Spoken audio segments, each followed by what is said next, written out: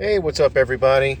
You're probably wondering where I've been the last few months. Well, I can't remember if I mentioned it in my last video or not, but I was I was looking into getting a new job, moving to the Chicago area with the CTA, and so we did that. So we no longer are at our house in Winona Lake, Indiana. We are now in the Chicago area living with my wife's family while I'm working in downtown Chicago. So I went from a happy, quiet, peaceful little farm town, working in Fort Wayne, which was a city, but not a huge city, to now I'm in the big city of Chicago. So I'm actually on my way back to the in-laws' house from work now. So I've been doing that the last couple months, and with all the moving and logistical stuff, there hasn't really been any time at all to dedicate to the channel. So to all my 11 or 12 subscribers, sorry to keep you waiting. So here's just kind of a little recap, see if I can remember where we left off. Of course, right now the the RX-7 is the car and the transmission and all the spare parts are at the brother and sister-in-law's house. And the engine and my toolboxes and tools is at my in-laws' house in their garage. So the car is actually split up into two locations right now. Well, I guess the project, I should say. And so, so right now we're actually in the process of looking for a house. So that's a work in progress. We've found a couple things we like so far, but either the taxes are too high, which Illinois is known for its lovely high taxes in the Chicago area, Cook County, or since we have a little son that's 16 months old now, we're looking into the future for him for school districts, and the school districts, depending on the house, some are great and some aren't so great. So we're having a harder time looking for houses this time around than we are or were for the first house. So that's just kind of putting a little slowdown on things, but we'll get there. We'll find something. So let's see. As far as the car, obviously with the move, not a whole lot of progress was made as far as working on it. Really, it's been kind of in a parts gathering stage for a while. So I was able to finally get a Z32 transmission. It was in good shape from a fellow Facebook car enthusiast, and I also picked up a Granny Speed Shop LS engine cradle for a very good price, shipped to me. So that was great, and so now basically I've just been saving and waiting to get the G-Force Z32 to LS adapter kit that allows you to use that Z32 trans with the LS engine. So, and then as far as on the engine side, I was able to finally get an intake manifold that I liked. I really wanted the LS6 style, and most of the ones that I found online were over $400 shipped. And I found a Speedmaster LS1, LS6 style intake. It's aluminum and came with an 85 millimeter throttle body for an excellent price, for cheaper than the LS6 factory intake, and it still sits low and should clear the hood no problem. So that was a great buy. So it's just kind of one of those things, it takes a long time when you're on a budget, because you have to look for all the right deals and jump on them, have a little money set aside to jump on them and pick up that stuff. So now it's just kind of the issue is just kind of just waiting to get the heavy hitter items. So the adapter kit from G-Force for the Z32 Trans is roughly $600. For a decent clutch, you're looking at anywhere from $250 to $700. So I would probably meet somewhere in the middle, like a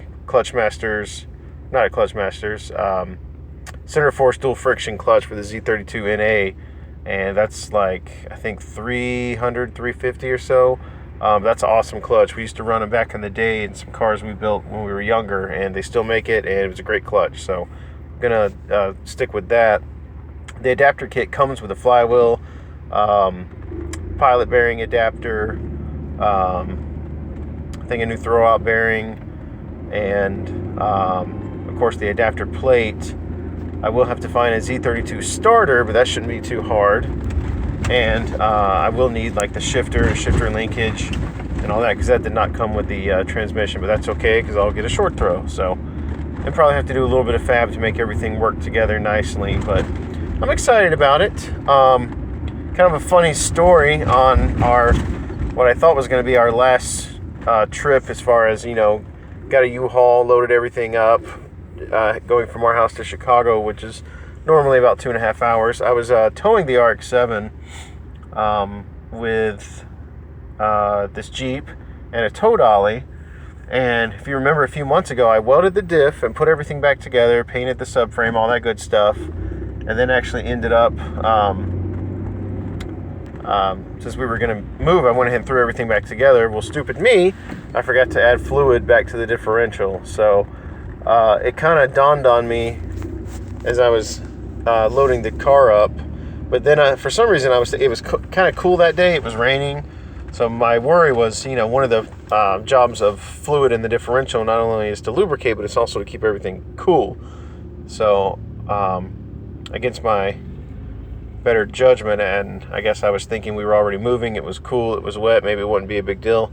Anyways, we made it about 12 miles from my house, and pulling with a tow dolly, I had the roller wheels, of course, on the ground, and they decided to lock up. Now, luckily, I caught it just in time and had plenty of room to stop and pull over and all that. So long story short, had to end up getting the car off the tow dolly, which was fun. Called a tow truck, towed it back to our house, and let it sit there for another week until we came back the next weekend with a proper car hauler and a U-Haul truck, and made the final move that weekend.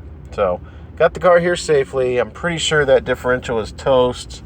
According to the people I was talking to online, the bearings are more than likely destroyed in that differential. So, it was just the factory stock open NA diff, so I wasn't expecting it to hold forever, but I was kind of hoping to go ahead and use that for the time being. But now it's kind of inevitable that I'm going to have to either get the Turbo 2 rear diff or the Ronin Speedworks Ford 8.8 independent rear diff kit, which that's really the kit I want, and that's probably the best way to go. Most of the guys online will tell you that that is the best bet, because it's, how strong it is, how serviceable it is, and you can actually get different gear setups if you want to change your gear ratio. So that makes it a lot more appealing. And it's kind of one of those things, like, initial cost is high, yes, but the longevity and how long it's going to last, how much abuse it can take, all that is going to be leaps and bounds definitely better than the factory diff. I have mixed feelings about the Turbo 2 diff. I hear a lot of good things, and I've wanted one for a while, but the prices are getting kind of ridiculous online because the cars are getting older and older and harder to find stock examples and unmodified, unmolested examples. So people want more and more money for the stock, old, crusty hardware. So that's where it kind of makes me feel a little like, is it worth it? I know it's supposed to be kind of a money-conscious budget build, but at the same time, I really only want to do it once. I don't want to have to do this twice. So that's kind of where my thoughts are there. I'm really leaning towards the Ronin Speedworks kit, since this job, thankfully, is allowing me to make a little more money than at my last job at Coke. But we're also trying to buy a house in Illinois, which is, you get a lot less house for a lot more money. So it's I'm just trying to make my money go as far as I can with what I've got. So, but anyways, the move, other than that little hiccup, the move went pretty smooth. The job was kind of funny starting out, but now we're finally actually, doing what I'm supposed to be doing. I say that because they hired me in as a bus mechanic because a lot of bus mechanics were retiring. And with that, they were supposed to bring a bunch of us in at the same time. And when I got in, whoever else they hired with me, pretty much everyone didn't make it past the drug test. Now, I don't know if that's a testament of this area or what the deal was, but basically a lot of people did not pass either did not pass the first drug test, or they passed the first and they failed the second because there's a basically like a surprise drug test kind of for the step of getting in. So, you know, I'm not a user. That's not my thing. So thankfully that was not an issue for me. But also there's a written test to get in, a skills test, a hands-on skills test, and then from there that day I actually had the panel interview and the medical examination all on the same day. So it was a full day of processing.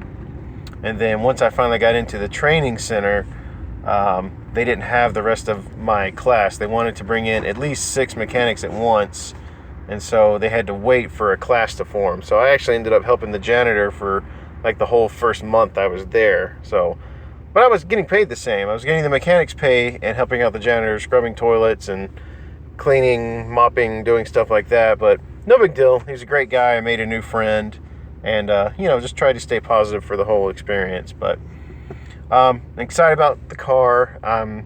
It's like I said, it's at my brother-in-law and sister-in-law's house now, which is not too far from where we're staying.